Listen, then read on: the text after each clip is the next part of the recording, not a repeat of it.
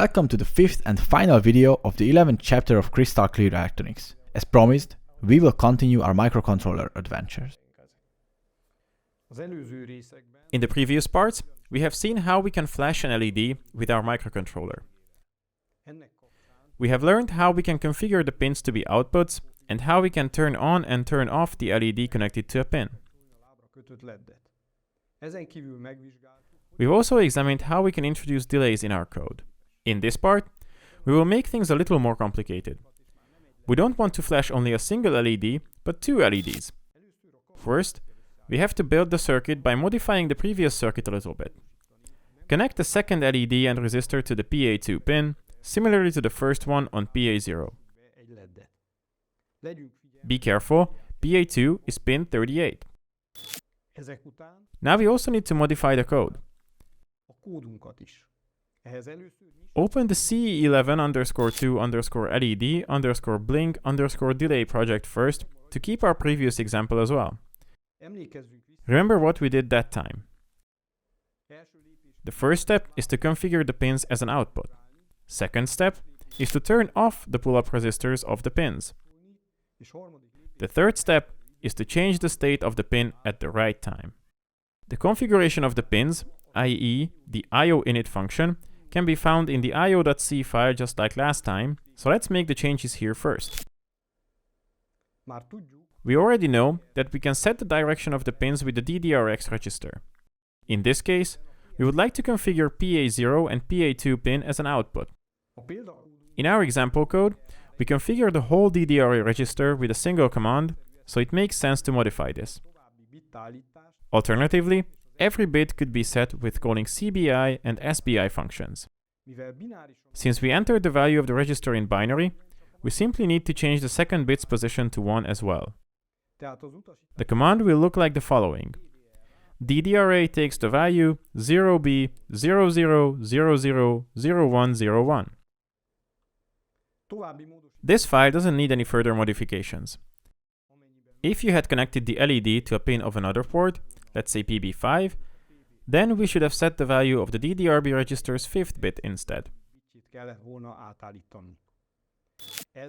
This is the end of the configuration process. You can now control the pins. We will do this in the main.c file just like last time. We will modify the status inside an infinite loop too, as we did at the time of LED flashing. Currently, we set the whole port during state change by assignment, but if we would like to control more than one pin independently, this isn't the best solution. Let's use the already learned SBI and CBI functions instead. With them, it's guaranteed only that particular pin will change its state and the others will remain the same. At first, we will flash the LEDs alternately. As long as one lights up, the other doesn't. Let the time between each status change be 1 second, so in every second the other LED will light up. The initial state should be such that the LED on the PA0 pin lights up first, and then 1 second later, the one on PA2 pin does. To achieve this, in the infinite loop, the first command should be SBI port A 0, and the second command should be CBI port A 2.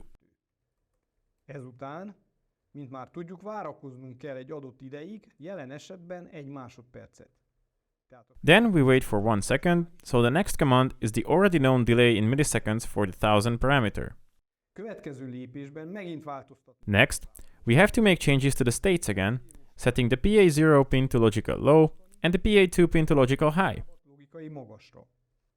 For this, we need the following two commands, CBI port A0 and SBI port A2. Now, the two pins are inverted, only a final but very important command is missing, waiting for 1 second again.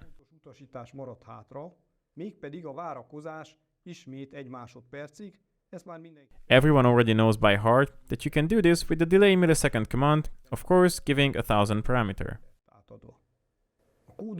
Save the code, then compile and download it to the microcontroller. If you did everything right, you should get a compiled code without errors and the LEDs flash as expected.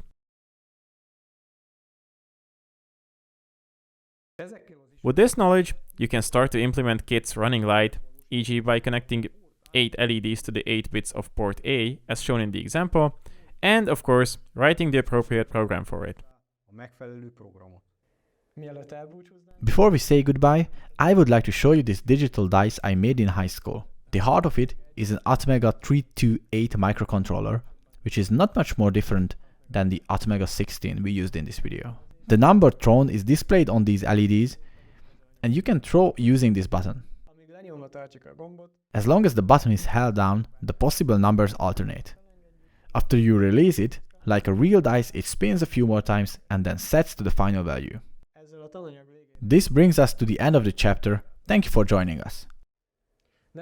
Remember that you can download the curriculum in PDF format from crystalclearelectronics.eu or in Hungarian from kristálytisztaelektronika.hu. You can find a mobile app for Android and iOS platforms under the same name. Follow us on Facebook and see you soon in the next videos. Goodbye. See you soon!